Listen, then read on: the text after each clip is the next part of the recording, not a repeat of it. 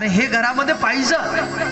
पहिले देव आहे गणेशजी, गणपतीची मूर्ती पाहिजे. दुसऱ्यात विष्णू, भगवान विष्णू किंवा कृष्ण तुमच्या देवघरात पाहिजे. तिसऱ्या सूर्यदेव. काय सूर्यदेव तुमच्या घरात पाहिजे.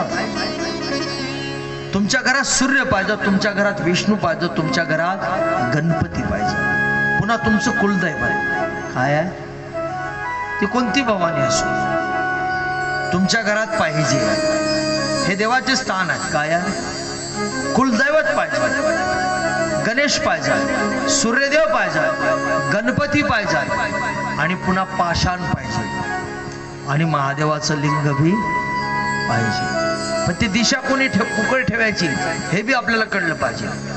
अशोक सुंदरीचा जो भाग आपल्या देवघरात, तो लिंगाचा अशोक सुंदरीचा जो भाग आहे तो पूर्वेच्या आपल्या उत्तरेच्या कडे आला पाहिजे. कुकडे आला पाहिजे? उत्तरेकडे आला पाहिजे. आणि जो मागचा भाग येतो कटी भाग म्हणतात त्याला, तो भाग आपल्या दक्षिणकडे आला पाहिजे. पुन्हा देवघरात शंखही पाहिजे.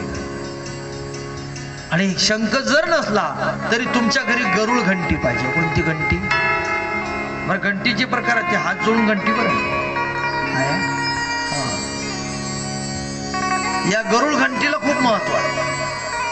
घरातल्या देवघराला खूप महत्व आहे. देवघर म्हणजे घरात तसं रिकाम पण नाही केलं. काही लोकांच्या फक्त मागण्याच झाल्या, सागाचं घ्या, चंदनाचं घ्या. कशासाठी आहे ती माहिती आहे का? तुम्ही घरातून जर जाताना, घरातून जेव्हा निघताना घरातल्या देवघराचं फक्त त्या माणसानं दर्शन करा.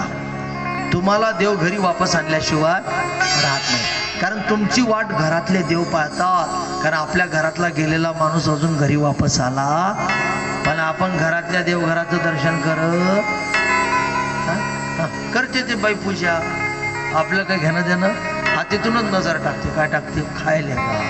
मला कळूनच नाही राहिलं. म्हणून गरुळ घंटी खूप महत्वाची आहे. विघ्न येऊ देत नाही. आणि हे 5 देव आपल्या देवघरात महत्वाचे आहे. भगवान विष्णू तिथंच थांबलेले आहेत, पाषाण झालेले आहेत. आणि कालांतराने वृंदा तुळस स्वरूपात पुन्हा निर्माण होते आणि पुन्हा शंखाची कथा येते. शंखासूर ज्याला म्हणतात, हा पहिल्या जन्मात सुदामा होता, राधेचा श्राप याला.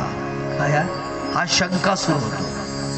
याची बी कथा घेतलेली आहे. आता उद्या कथेतला 7वा दिवस आहे. 12 ज्योतिर्लिंगाची कथा आहे.